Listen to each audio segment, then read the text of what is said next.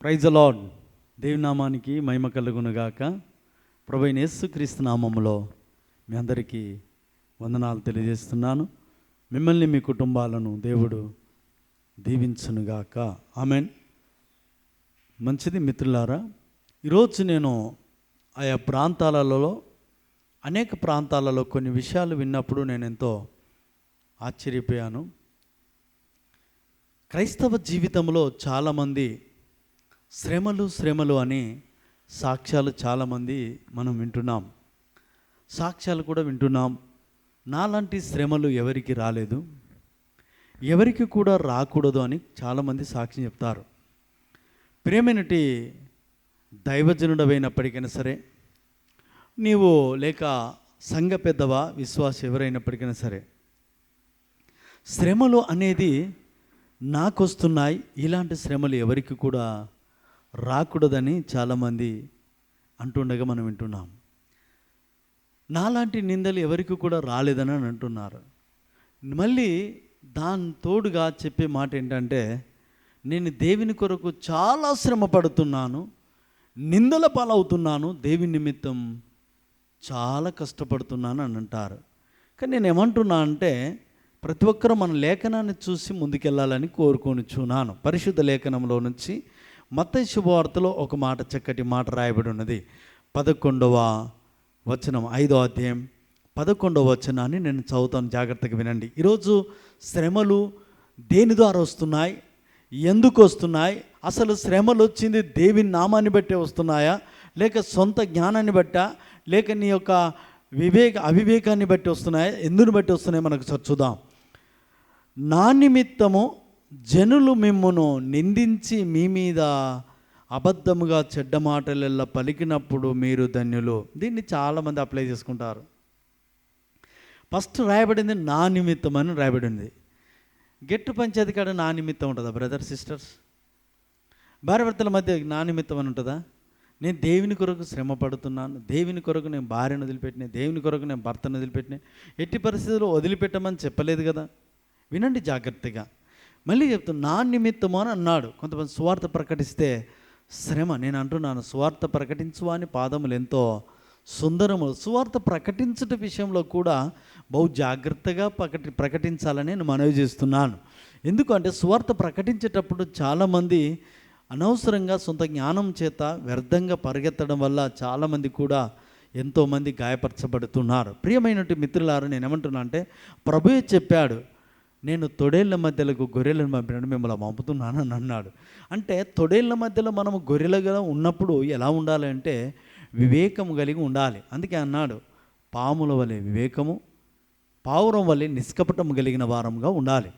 ఇందుకే నా నిమిత్తము శ్రమ పడుతున్నారు అని అంటే, సువార్త నిమిత్తము శ్రమ పడిన వారు చాలామంది తక్కువ. కానీ రకరకాల శ్రమలు వచ్చినప్పుడు చేసిన మాటను బట్టి కొంతమంది, వారి పద్ధతిని బట్టి కొన్ని శ్రమలు, మరి కుటుంబ విషయాలలో కానీ ఆర్థికపరమైనవి, కొంతమంది అప్పులు చేసి దేవుడు చూస్తలేడా అని అంటారు. ఎన్నో అప్పులు చేస్తారు, దేవుడు చూడట్లేడా, దేవుడు దేరిపోద్దా, నిన్ను చేయమన్నాడా దేవుడు, ఇలాంటి పిచ్చి నాకు అర్థం.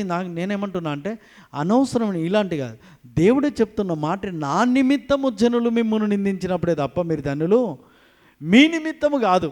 ఇప్పుడు చేసేదంతా మన నిమిత్తం చేసి మన ఆలోచనను బట్టి మనం ముందుకు సాగడం వల్ల మనకు శ్రమలు వస్తున్నాయి. వ్యర్థమైన వాటిని కూడా దేవుని మీద పెట్టి, దేవుని బట్టి శ్రమలు వస్తున్నాయి. దేవుని బట్టే నేను నా కుటుంబానికి దూరమయ్యాను. దేవుని బట్టే, ఒకవేళ నేను అంటున్నాను, నీవు దేవుని అంగీకరించినట్లయితే నీ కుటుంబంలోంచి నిన్ను నెట్టివేస్తే నువ్వు నిశ్చయంగా ధన్యుడవు.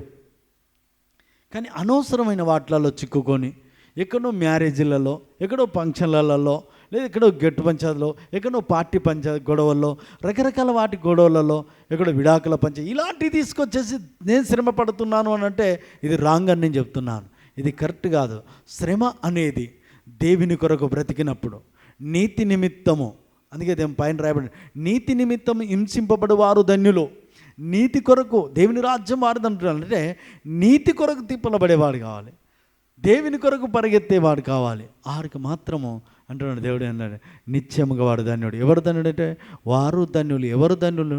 ఆయన నిమిత్తము శ్రమపడిన వాడు మాత్రమే ధన్యుడని దేవుని లేఖనం. కొరింథీయులకు రాసిన పత్రికలో ఒక చక్కటి మాట రాయబడి ఉన్నది. కొరింథీయులకు రాసిన 2వ పత్రికలో 11వ అధ్యాయం.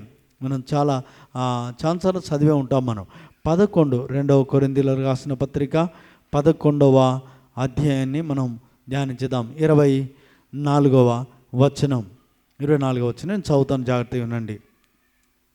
యూదుల చేత 5 మారులు 1 తక్కువ 40 దెబ్బలు తింటిని. ఎందుకో పౌలు ఇన్ని దెబ్బలు తిన్నాడు? ఏం చెప్పండి? తన సొంతమా? తన స్వార్థం కొరకా అండి?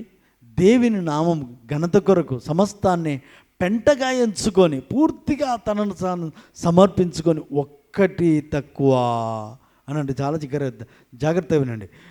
యూదుల చేత 5 మారులు 1 తక్కువ 40 దెబ్బలు తింటిని. 3 బెద్దెములతో కొట్టబడి తిని. ఒకసారి రాళ్లతో కొట్టబడి తిని. 3 ఓడ పగిలి శ్రమపడి తిని. ఒక దీవారాత్రములో సముద్రంలో గడిపి తిని. ఇది శ్రమ. దేవునికి స్తోత్రం కలుగును గాక. ఇంతంత దాని శ్రమ. బస్సు అందకపోయినా శ్రమే, ట్రైన్ అందకపోయినా శ్రమే, డ్రెస్ కుదరకపోయినా శ్రమే, అదేంది సంబంధం సెట్ కాకపోయినా శ్రమే, 10th ఫెయిల్ అయినా శ్రమే. ఏంది నాయన శ్రమలో? ప్రతిదానికి శ్రమలు. ఏందో నాకు అర్థం కావట్లేదు. చిన్నది ఇది కాదు. దేవుని కొరకు పరిగెత్తి పూర్తిగా నష్టపరుచుకొని దేవుని కొరకు బ్రతికే వ్యక్తి ఎవరైతే ఉన్నారో ఆ వ్యక్తికి నిజమైన నిందలుగా ఎవరైతే అవమానపరచబడతారో వారు మాత్రమే ధన్యులని దేవుని లేఖనము సెలవిస్తుంది. నీ సొంత తెలివి మీద ఆధారపడి నీ ఇష్టానుసరమైన జీవితం జీవించి వ్యర్థమైన జీవితం జీవించి. మొన్న ఒక సహోదరి సాక్ష్యం చెప్తుంది. ఏమని తెలుసా? నేను ప్రేమించిన అబ్బాయి నాతోనే వివాహం కావాలి, ఈ శ్రమల నుంచి దేవుడు విడిపించాలి. అదా ఏనాయనా? ఏంటి నాకు అర్థం కావట్లేదు. మళ్ళీ తర్వాత ఆడు విడిపోయాడట, మళ్ళీ రావాలని, ఈ శ్రమ నేను తట్టుకోలేకపోతున్నాను, రావాలి. దయచేసి నా చేతులైతే మనవి చేస్తున్నాను. వ్యర్థమైన వాటిని అనుసరించక జ్ఞానం కలిగి ముందుకు నడుస్తున్నాం. పౌలైతే 3 దెబ్బలు పడ్డాడు, దేవుని కొరకు బ్రతికాడు, స్టేపెన్ రాళ్లతో కొట్టబడ్డాడు. ఇలాంటి శ్రమల గురించి చెప్పాలి తప్ప కొంతమంది అంటారు నేను సువార్త పోతే, సువార్తకు దేవుడు పంపిస్తే నేను అంటున్నాను నీ జీవితంలో ఆశ్చర్యమైన కార్యాలు జరుగుతాయండి. మళ్ళీ చెప్తున్నాను, ఎదుటి వాని చేతుల దెబ్బలు తింటున్నాం. కారణం ఏంటంటే మనం అవివేకంగా పరిగెత్తుతున్నాము. ఒకసారి మనల్ని మనం పరిశీలన చేసుకుందాం. అంతేకాకుండా వ్యర్థంగా మన యొక్క చేతిలో ఉన్న పరిశుద్ధ గ్రంథాన్ని కూడా తగలబెట్టడానికి గల కారణం ఎవరు కారకులు? దీనికి ఎవరు కారకులు? ఎవరవుతున్నారు? మన చేతిలో ఉన్న పరిశుద్ధ గ్రంథం వ్యర్థంగా ఒకరి చేతులకు పోవడం. అంటే వివేకంగా మనం ప్రయత్నించే, వివేకంగా మనం సువార్త ప్రకటించవలసిన అవసరత ఎంతో ఉంది కనుక దేవుని కొరకు నిజంగా శ్రమపడే దాసులు చాలామంది ఉన్నారు. దేవుని కొరకు పరిగెత్తే దాసులు ఎంతోమంది ఉన్నారు. దేవుని కొరకు ఖర్చు పెట్టే దైవజనులు ఎంతోమంది ఉన్నారు. నిజమైన శ్రమపడే దాసులు ఎంతోమంది ఉన్నారు. కనుక వారిని బట్టి నేను దేవుని స్తుతిస్తున్నాను. మీరు వ్యర్థమైన శ్రమలు కాకుండా నిజమైన శ్రమలు నడిచితే ఖచ్చితంగా క్రీస్తుకు దాసులు అవుతారు. దేవునికి మహిమ కలుగును గాక. మీరు నిజమైన శ్రమ పడితే దేవుడు మీ శ్రమలన్నిటి నుంచి దేవుడు విడిపించును గాక. అట్టి కృప దేవుడు మీ అందరికిచ్చి మంచి మనసిచ్చి శ్రమల నుంచి విడిపించును గాక. ఆమేన్.